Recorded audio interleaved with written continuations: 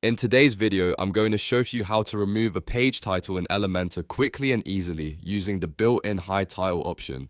This is one of the simplest ways to clean up your page layout when you want a more custom design without the default WordPress title showing at the top. If this tutorial helps, make sure to hit the like button and subscribe for more Elementor tips and website tutorials. Alright, let's jump in.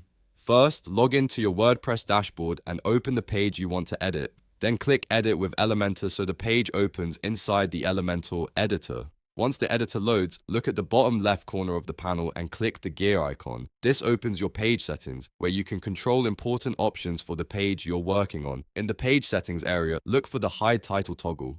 This setting is specifically designed to remove the page title from the front end of your website. Once you find it, switch the toggle to Yes. As soon as you do that, Elementor will hide the default page title on that page only. This is great if you're building a landing page, a custom homepage, or any layout where the standard title doesn't fit your design. After turning on hide title, make sure to click update if your page is already live or save draft if you're still working on it. This step is important because it saves the setting and applies the change to your website.